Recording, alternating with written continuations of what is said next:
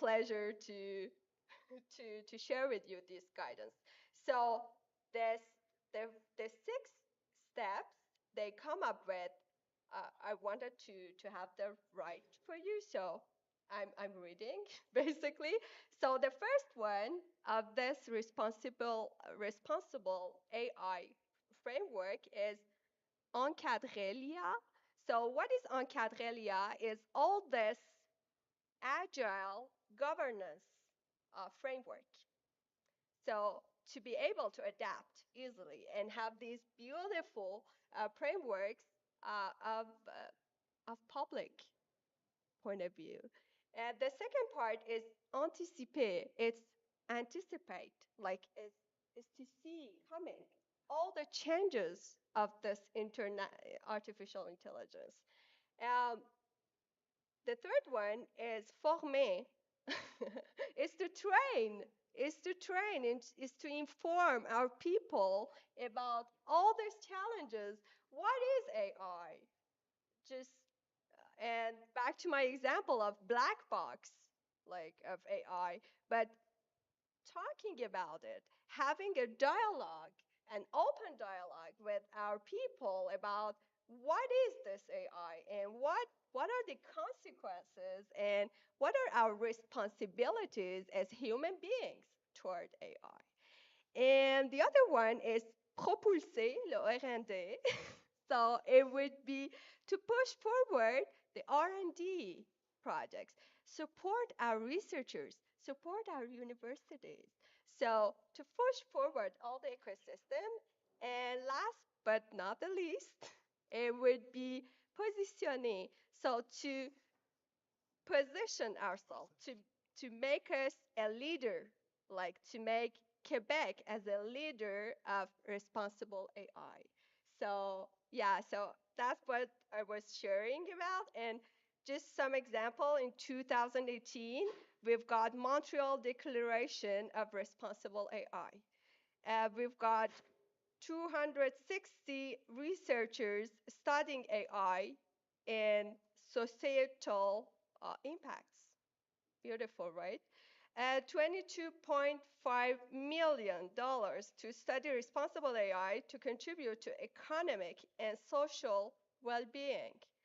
Uh, and we've got some beautiful organizations like International Observatory for AI and Digital Transformation, and we try to do AI for humanity. So, yeah, that's I should move to Quebec. that's So the whole idea. I don't have those fancy numbers, but I would talk a little bit about evolution, right? When internet came out, how many people actually thought internet would be this big? Nobody. When Facebook came out, everybody was like, oh, Facebook. Nobody even read their privacy statement or nothing. And now everybody is talking about PCI, PII, regulation, GDPR. So it takes time to harness and get all the framework in place. But again, you have to evolve. So like, when we were primitive, we used to live in huts. And then slowly we started building buildings because the weapons changed.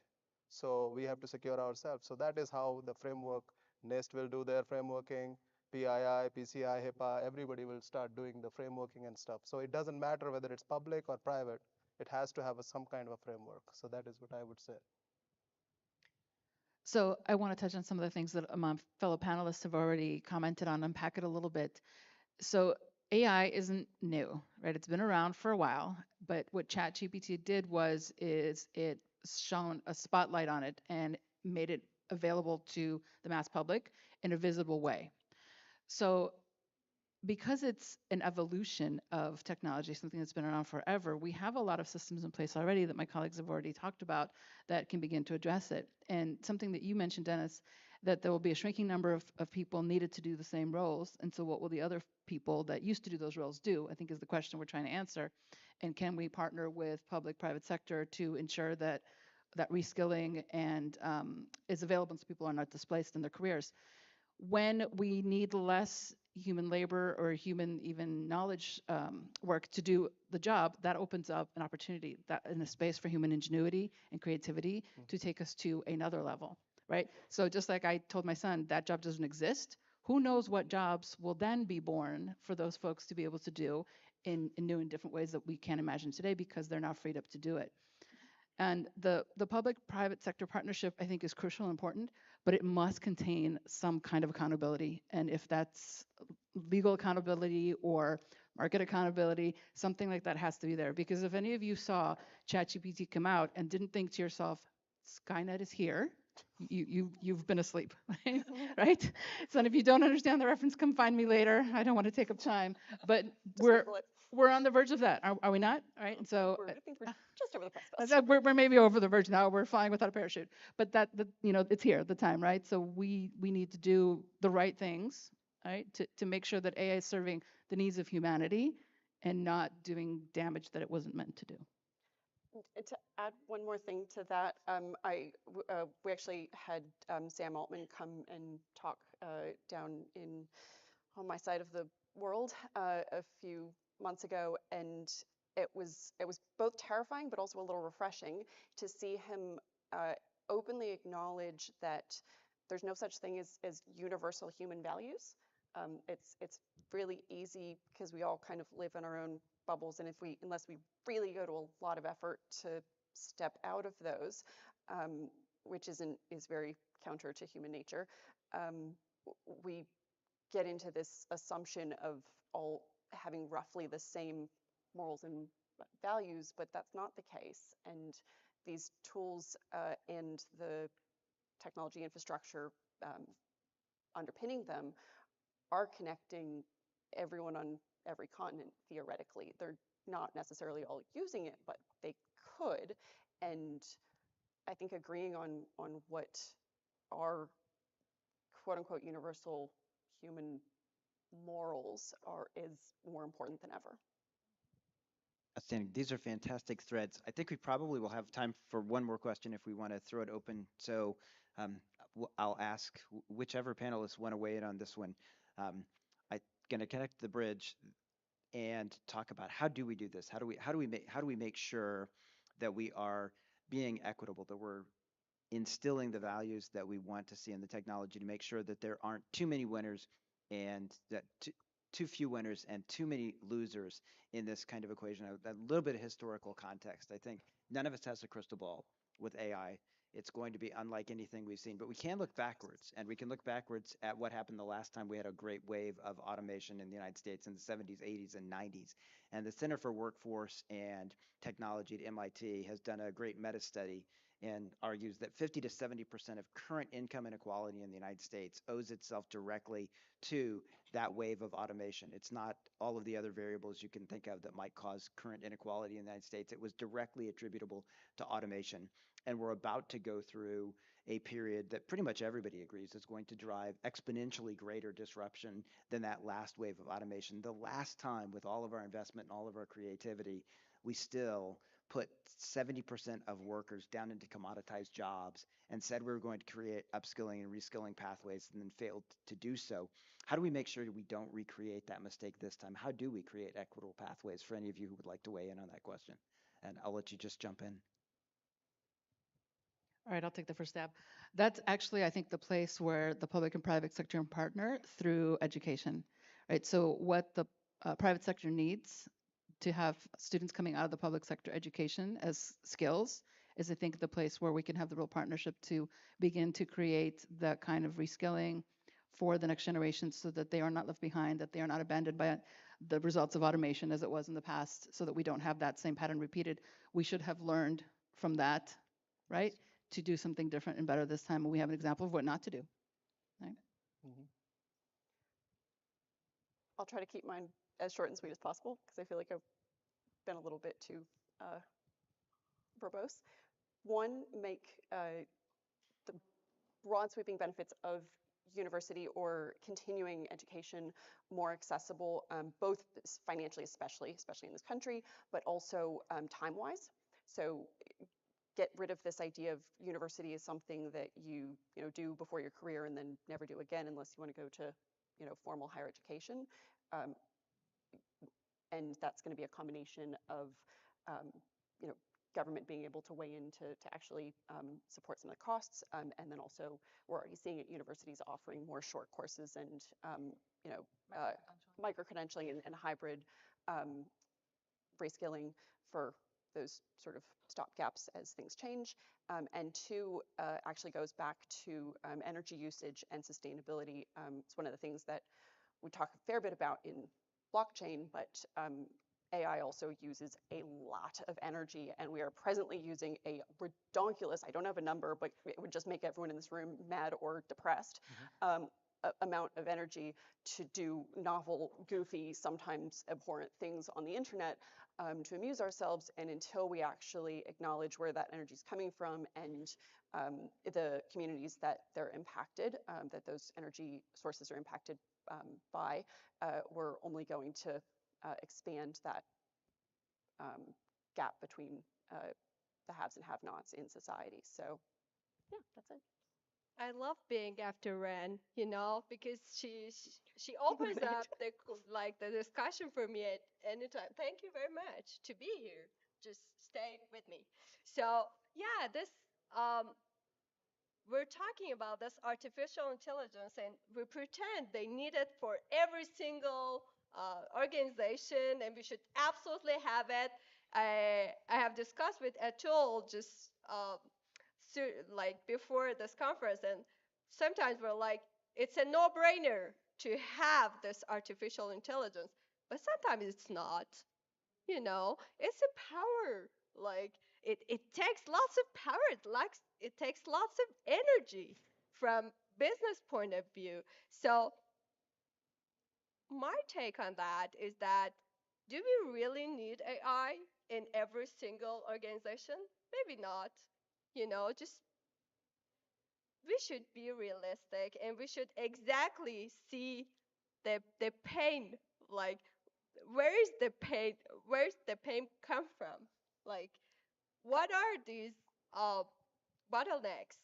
What can we do in an efficient way? Cost-benefit A analysis. cost benefit analysis, and just have this sustainability like in mind, like all these concerns in mind. And then about the reskilling, I think for us as professionals, we need different mindset, Mm. like, and we've got to think about different soft skills and to be open. So, as the leaders, like in this room, I'm talking to you guys, we should to be open to new ideas, and at the same time knowing all the limits of this artificial intelligence. We cannot know all that, right? But try to do our best to to speak to our people, to open up, to have a dialogue, and to discuss about what's in it for you guys doing artificial intelligence in every single organization, and communicate and train our people and talk to them and listen to them in the right way, in a genuine way, in authentic way, and continuing this dialogue as leaders until we've got the right result. So it's a it's a shift in the mindset. We don't want to have it right at the first time. It's not going to happen. And just be open and curious and push forward the limits of all we know and be in learning posture. I would just add one liner. You know, because a technologist, you learn every day. So because technology changes every day, so you have to keep, it's continuous service improvement or continuous education. So that is what I would say. And also ROI, return on investment, how much money you are putting in and what is the return you're getting. So that would be my thought. So I mentioned Eric Corvith. One of the additional things he said was that I have one of the 5 best ringside seats for the evolution of AI and what's happening and what's going to unfold over the next 5 years. And my mind will be blown in the next 5 years, and I am going to be surprised, and I'm confident that all of us will be as well. Um, dialogue is going to be critical. None of us know where we're going. Mm. None of us know how we're going to get to the other side. Let's begin the dialogue. Who has something that you would like to discuss? Let's have a conversation. Those questions back there. Hi, yes. Thank you, panelists, for your insights. I have a question about, you guys keep talking about it throughout this whole thing, even towards the end here, about, AI and how it's looking down in the future. But it's really reminiscent in an accelerated rate what happened to the internet, right? With the tech bubble, with the internet bubble and everything that happened and everything that followed that with like VR systems and, everything that we've had in tech. There's like a period of time where it's incubates and it grows too rapidly, and everybody invests and does this, and it pops, and then it goes back to a stabilized rate, right? What do you see AI doing that in timing wise? Because everywhere you look, there's a new company starting an AI company for X or whatever it is, and then companies are adding AI into their technologies, if they need it or not, because they feel like they're being left behind. But what do you see as an outlook in terms of the AI bubble for the AI generation? Thank you. Anybody want to weigh in? I'll just go first. As soon as the full cost of the energy and infrastructure that is required is put on the companies, real quick you'll figure out who wants it or who doesn't. Because right now it's massively subsidized by primarily VCs, but also a couple of other parties globally. They're starting to question their return on investment. As soon as that capital dries up, the real cost will start being on the consumer end user, and people will make their choices if it's worth it or not.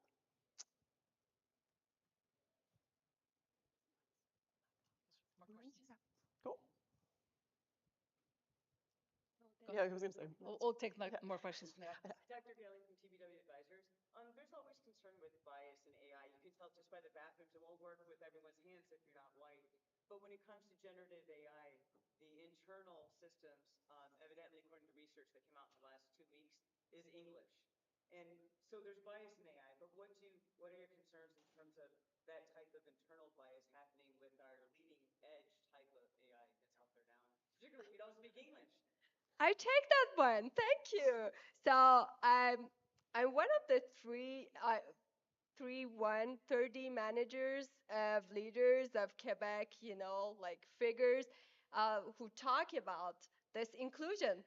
And my whole point is that we should be inclusive in how we do our project management, how we do our artificial intelligence, like all these databases.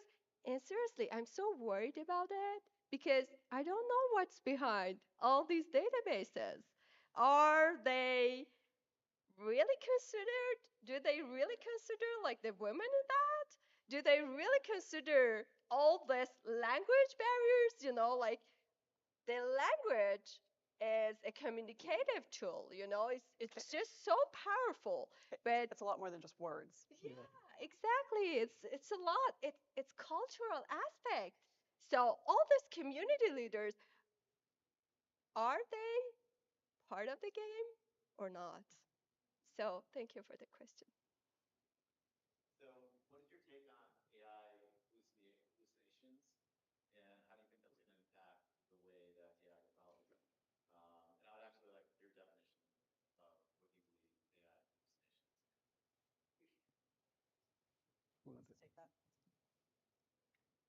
I feel like I'm talking. There's an article just in the last like 48 hours, I think, or so, that came out of a academic researcher that actually put forward a completely fictitious generated paper to the journal Frontiers, and it went through full peer review and published, and it's really embarrassing for them.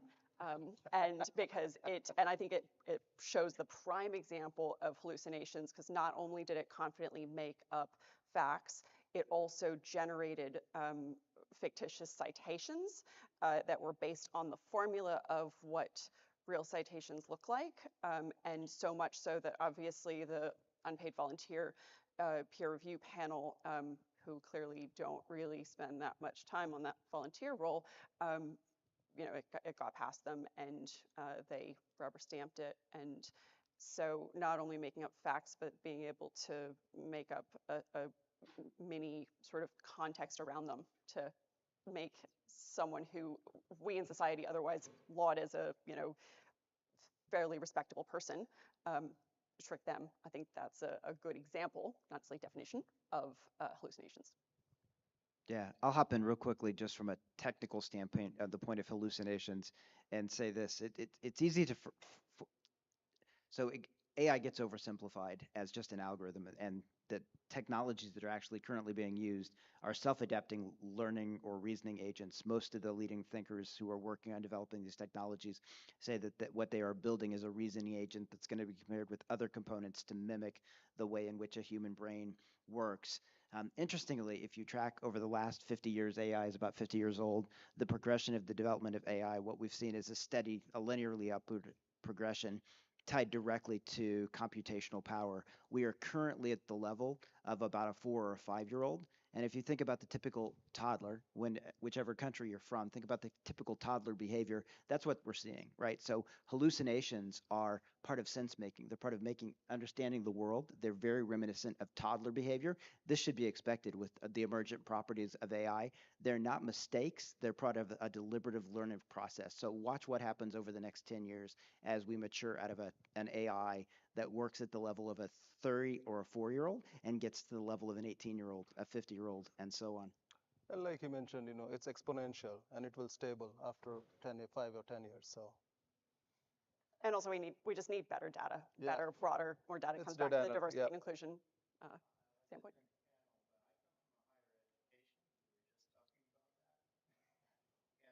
And well, one of the questions I have is that, we're talking about micro channel or, different ways that we can kind of deliver the thought processes and also the ethics behind it. Because I look at it like it was like cybersecurity has been in the past few years, right? It came out, all of a sudden everybody's cybersecurity. And now we're having, the first thing I have to talk about is ethics. Not do this, and those kind of things. And then the second thing is how can we, like when I do Google search, we've kind of gotten used to how to, validate the information that we get back. With AI, like you're just talking about, the citations were wrong, that went on. How can, what's your thoughts on being able to, in the future, be able to understand or be able to validate some of that information? So I'll just give an example of my father when the calculator came out. It says, when you do type in the numbers and an answer comes out, do your gut feeling, try to, make sure that you know that answer, if it doesn't seem right, go back and try to figure it out.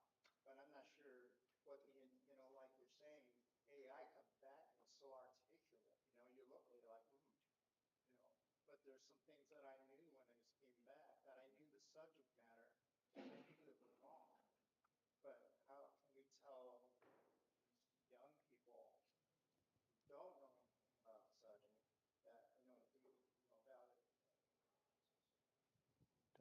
I'll start with that one since I'm also in higher education. And particularly the company I work for, our learning management system has AI incorporated into it today that faculty can use, right? It's not available for students, obviously.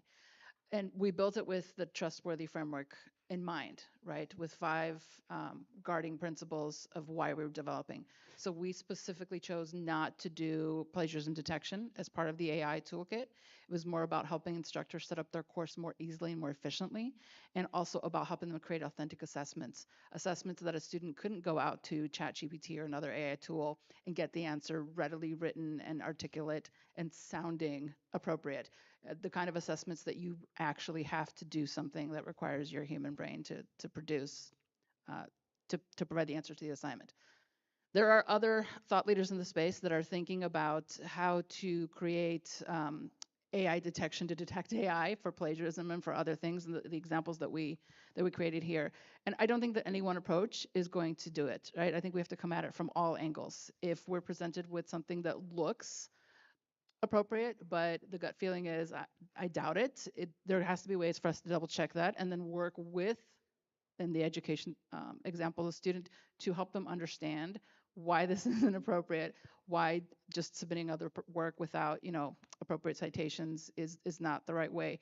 Not because we don't want to make it easier for a student, but because we want them to leave our institutions knowing how to think, knowing how to evaluate what AI produces to avoid hallucinations, to avoid making what could be critical errors in certain industries, right? If you don't know how to do the information yourself or don't know how to double check, right? There are no safe gaps and safeguards. And the truth is, I don't think anybody has the answer. But we have to keep asking the questions, right? We have to keep talking to each other and coming up with whatever those frameworks look like, whether it's in the education sector or in the energy sector or in the insurance sector and any other places that we come from, to make sure that we are driving the AI train and that it's not driving us. And again, fakes will happen, There are so many fakes in insurance sector where people, submit an insurance claim with fake pictures. So there is a human who sits and validates all that and then say yay or nay. So of course, there is good and bad in every technology side. So Yeah. Yeah, another example of this, I want just to add a quick insight about law firms. Like the whole future of law firms is not obvious, just because of all this translation stuff going on. So the lawyers were very well known to translate legal documents, right? And right now with AI, we can do everything. Like, we can do everything. We pretend we can do everything, but are they really reliable? Maybe not. Maybe yes. So we don't know all these answers, and it's kind of really interesting the insight you, Lisa, you've done it to be authentic and to create out to think out of the box and to see all this beautiful exams who you cannot in which you cannot use ChatGPT. Like, you need your human brain to go further. And I've got this story of my sister was talking to me, and like she's doing this law business school, and then she was talking about how we can do how we can use ChatGPT for all the principles of of legal contracts, and they're international. So how we can use this ChatGPT to to just answer some questions, some random questions of a professor in higher education. And I call it a human who deceives another human in this context using AI. So yeah, thank you for the question. Like, let's think about it just further together. Yeah. So there was a question, Arvin? yeah. Yeah, there's one or two more in the back, I think. Okay. How many we have time? Lights for the folks in Yeah, the there's, back. I saw this gentleman Okay, yeah. before. Yeah, Yeah. okay, perfect.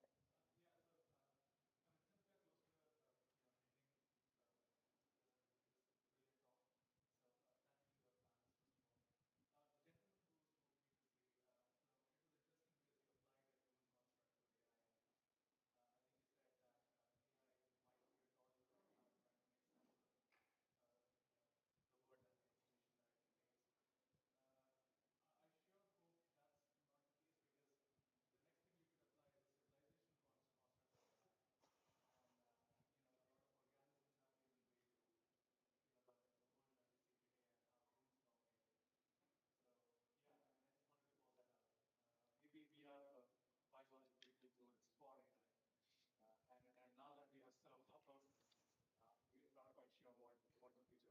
But Yep. that's the transition. Yeah, it's really interesting. I'll respond to that quickly, and it sounds like you're probably causing us to wrap it up. Yep. So just we'll say keep sight of what's happening with Sora, right? Because if you talk to the developers of Sora, Sora is about world creation. It's actually entirely in line with what you just said.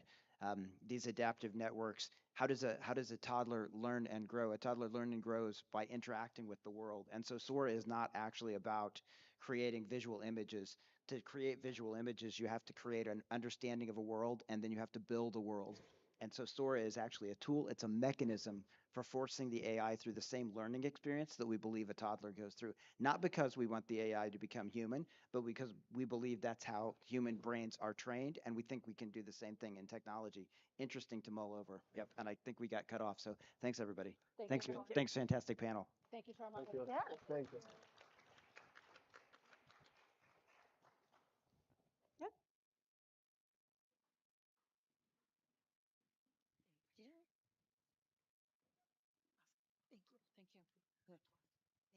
Give it up one more time for our panelists. Thank you so much. All righty. So now let's honor the outstanding leaders in the industry, showcasing their accomplishments to inspire the future of trailblazers. Please give a warm welcome to Stephen Simmons, who will be presenting the awards.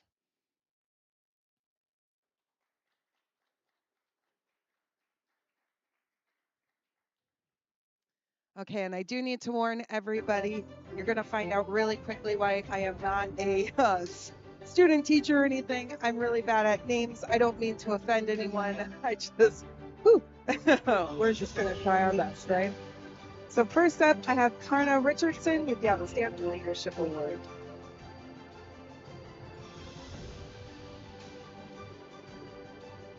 Karna is a user experience manager at ICF, next an entrepreneur at Creative Mindsets LLC, teaching as an adjunct.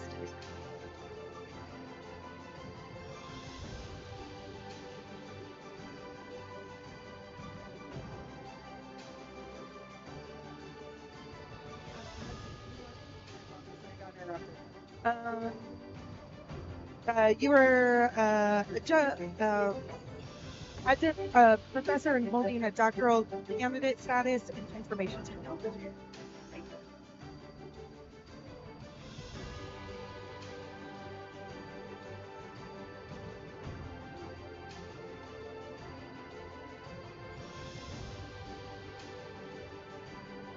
Next we have Chandra and Strala for the Outstanding Leadership Award.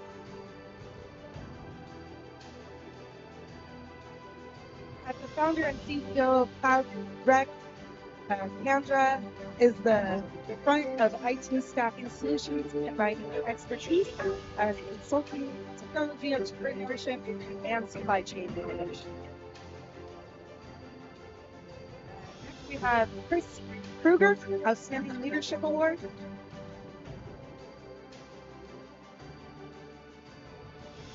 CFO of SimpleQ and LAHC, is former Binance lead and serial entrepreneur with Blockchain Pioneer.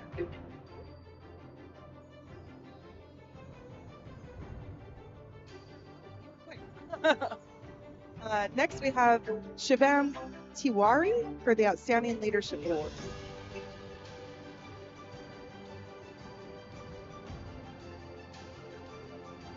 Shivam, Vice President of Product Management at High Level, boasts over a decade of experiences in shaping resilient products and solutions.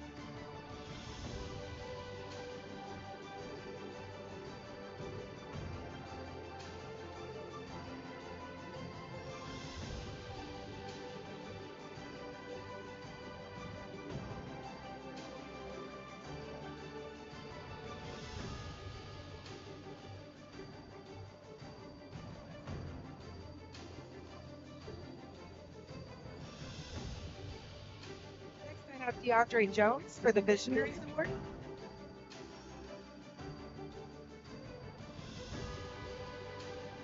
DeAndre, a transformative leader at the helm of esports innovation, excels in merging games with social change, notably through partnerships with the NBA and NBA 2K League, Play Sports, and Epic Games.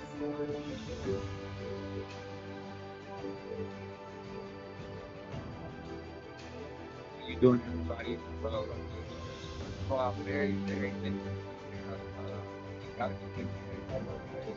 I want to say, I want to give the world a name. Very thankful to be here tonight. Wow,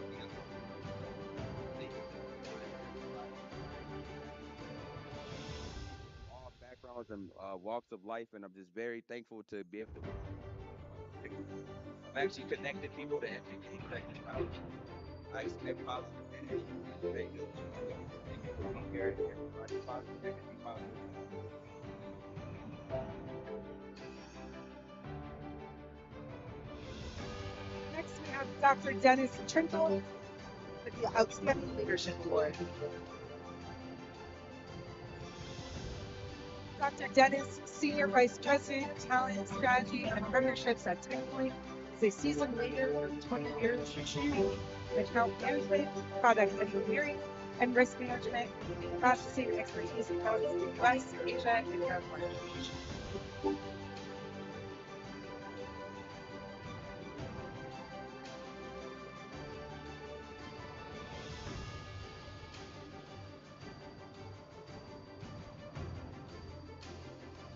Next, we have Fatima Masha Urbanian for the Outstanding Leadership Award.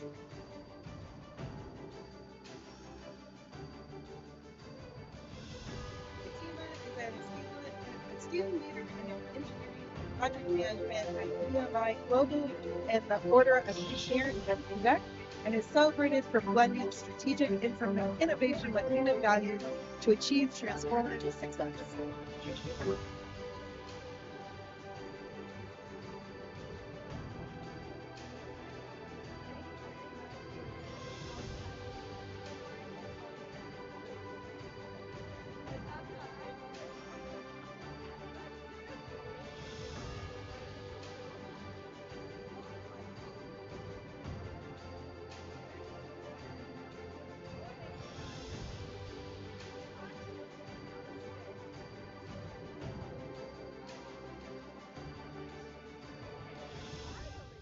To energy transition is being recognized.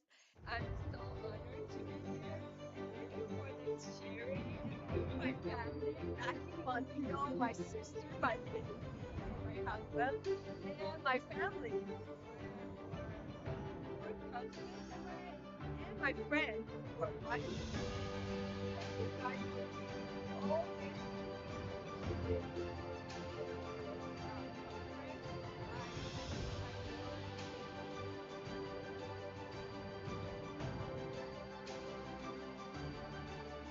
Yeah, not that. Next, we have Lauren Road for the Outstanding Leadership Award. As the managing partner at iProcess LLC, Lauren leverages his expertise from Siemens Continental, Tesla, and NIO in system validation, firmware validation to help integrate complex microsystems into innovative products. Next one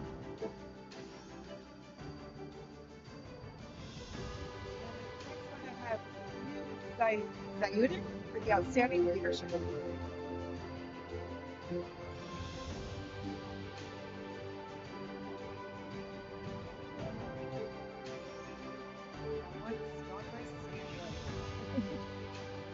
Next, we have Dr. Humberto Noguera for the Outstanding Leadership Award.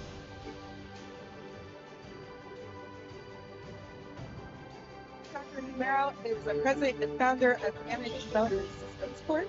Is a doctor of business and administration from Florida International University with a focus on cybersecurity.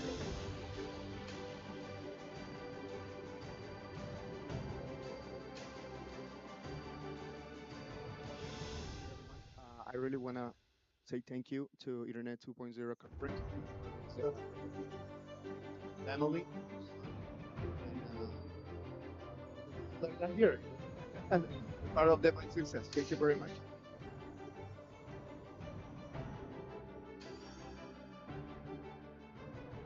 We have Jay Lee for the Outstanding Leadership Award. Jay, currently a strategic CFO consultant for a startup and venture-backed companies, boasts a track record of aiding over 40 companies, managing and raising a combined $300 million in the last decade.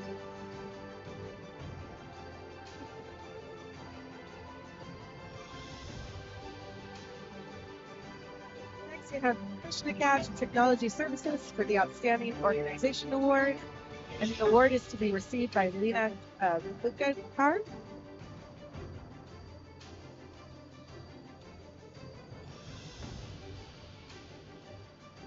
With Lena, it's a helm. Krishnakash Technology Services is a family-owned enterprise that excels in delivering financial accounting and B2B solutions with a technological edge by prioritizing security and privacy.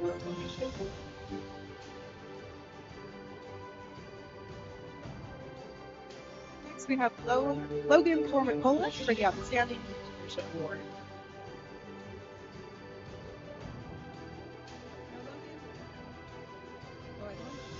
Thanks.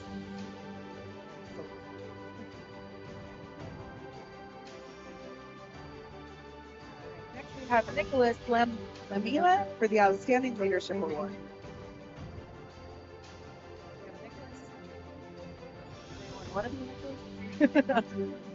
All right. Next, we have Sandra Lewis for the Outstanding Leadership Award. So Sandra is a seasoned professional with over 22 years in the technological industry, currently serves as a certified AI and ML specialist, identity threat specialist, and ITIL and Six Sigma white belt at Accenture Inc.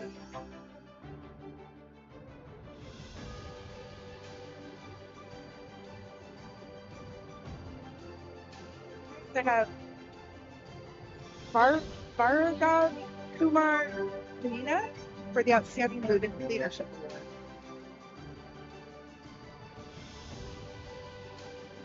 As a development ops lead at State Farm Insurance, Ramakant played a pivotal role in reshaping the company's technological landscape.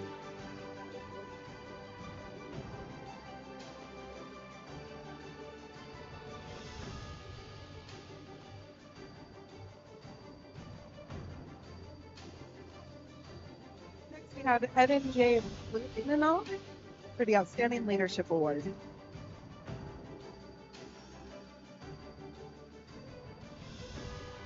As the founder and CEO of EJB Global LLC and a professional EOS implement, Evan has led Lion Brand Yarn Company to a 25 growth and specializes in EOS implementation.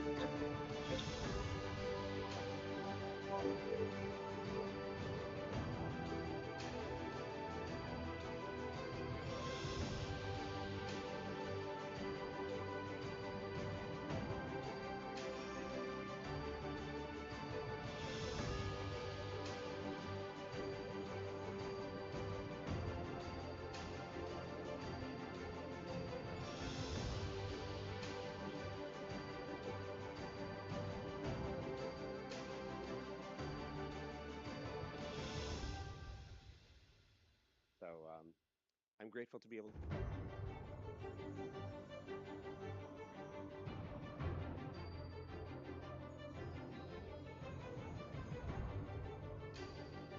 And last but certainly not least, we have Alvin Liu with the Outstanding Leadership Award.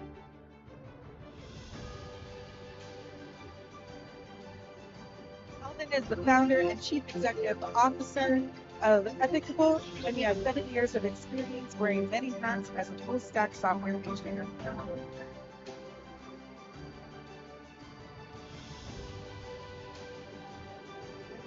we draw a curtain on today's event,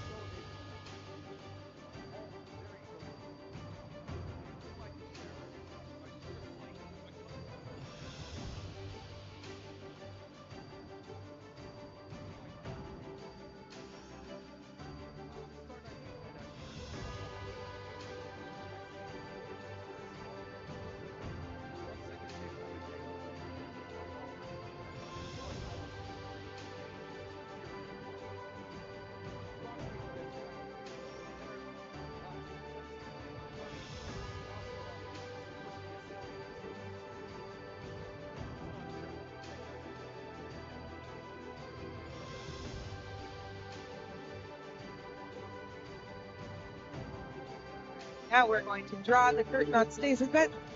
Let's set our sights on what lies ahead. There's going to be a Dubai and Las Vegas next conference, so just make sure you check out the sponsor booths for that and all the dates. Before you venture out to the city, let's take advantage of this golden opportunity to connect with fellow attendees and browse the booths. Don't forget the hashtag Internet2Conf. So we'll see you all tomorrow. Good night.